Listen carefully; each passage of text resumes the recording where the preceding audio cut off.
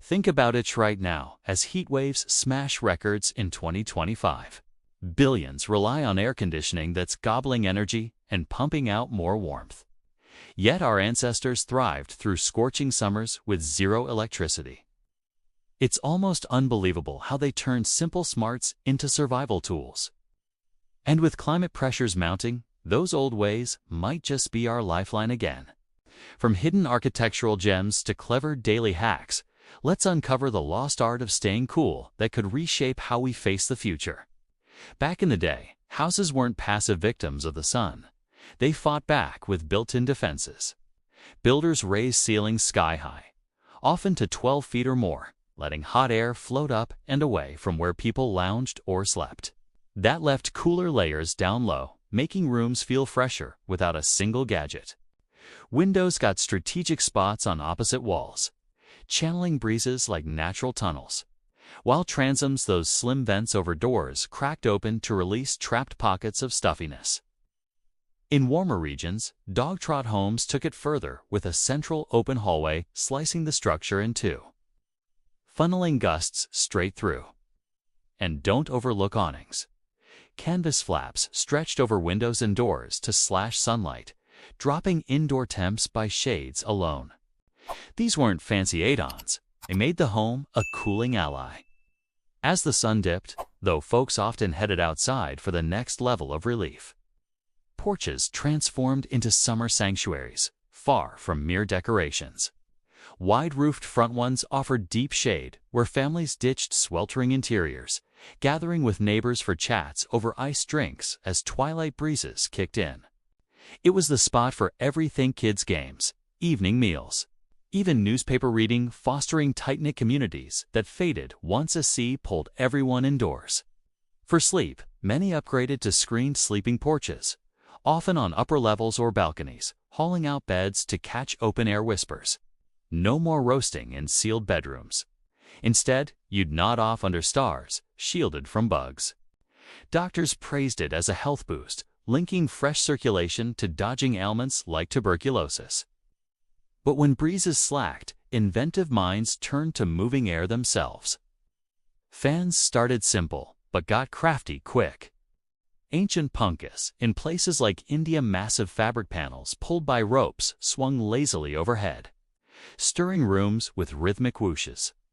By the 1880s, electric versions buzzed into homes, but users hacked them for extra chill. A block of ice up front misted cold blasts, or damp sheets hung in the flow harnessed evaporation. Much like Benjamin Franklin's 1758 trials, where he cooled liquids to freezing with alcohol and wind. These tweaks mimicked nature's own cooling, turning basic tools into makeshift wonders. Rumors even hint at whole house rigs in wealthier spots, though most kept it backyard basic. Ice, though, was the real star player in this game. Before fridges, iceboxes dominated, with icemen lugging hefty blocks, door-to-door using tongs and shoulder pads.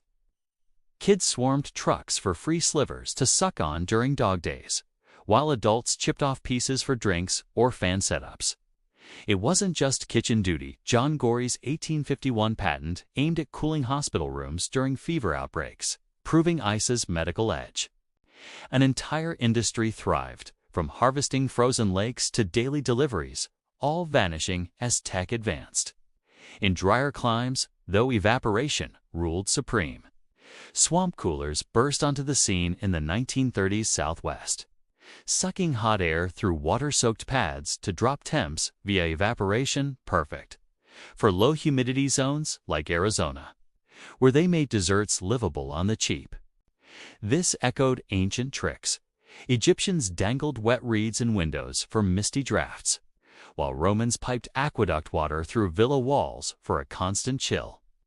Ineffective in muggy areas, sure, but reports claim a 2025 revival could have bills in arid spots amid energy hikes. Fans speculate blending them with modern twists, like radiative panels that cool fluids skyward without power. Cooling extended beyond gadgets, though, into how people dressed and timed their days. Fabrics went featherlight for summer survival cotton, linen and seersucker let sweat wick away. keeping bodies ventilated. Men lounged shirtless at home, women in flowing dresses, kids in bare essentials, and barefoot freedom. No heat-trapping synthetics. It was all about breathability. Routines synced with the sun, too. Siestas claimed afternoons, halting work during peak blazing cultures from Spain to Mexico. Farmers toiled at dawn, rested in shade, and resumed at dusk. Chores like ironing hit early morn. This wasn't laziness, it slashed heat exhaustion risks. A tactic buzzing again in 2025 as climate reports urge siesta comebacks for energy conservation. When homes maxed out, public life offered sweet escapes. Theaters and stores pioneered refrigerated air in the 1920s, advertising it as a draw for sweat-soaked crowds seeking movie magic in icy darkness. Window shopping turned into lingering in cooled malls, spiking sales on brutal afternoons. Kids, meanwhile, claimed streets for water, wars darting through sprinklers or prying open hydrants for gushing relief, turning pavement into pop-up pools. Creeks and lakes beckoned for swims, communal dips that built bonds and beat boredom. Simple, shared joys like these highlighted cooling as a group effort, not a solo switch flip. Health drove many methods, with beliefs tying fresh air to vitality. Sleeping porches weren't just comfy, they were prescribed against lung woes, promoting circulation thought to fend off ills. Hydration hacks like buttermilk, sipping cooled from within, a tangy tradition in hot climates. Globally, these overlapped. Mediterranean siestas paired with evaporative pots, while South Asian punkas kept palaces bearable. It's fascinating how culture wove into necessity, creating rituals that endured. Flash to 2025, and these echoes grow louder with climate urgency. Radiative sky cooling panels, using reflective films for zero-energy chill, are piloted as game changers, potentially slashing AC emissions by 75%. Barocaloric crystals promise refrigerant-free systems, while Xchatter warns a sea's exhaust heats cities extra, adding 2.5 degrees Celsius to streets in simulations. Speculation swirls around summer energy poverty. Households skipping cooling to afford bills-pushing acts like the heating and cooling relief for passive upgrades. Controversies flare. Some scientists urge ditching AC to curb warming, but critics call it impractical for the vulnerable.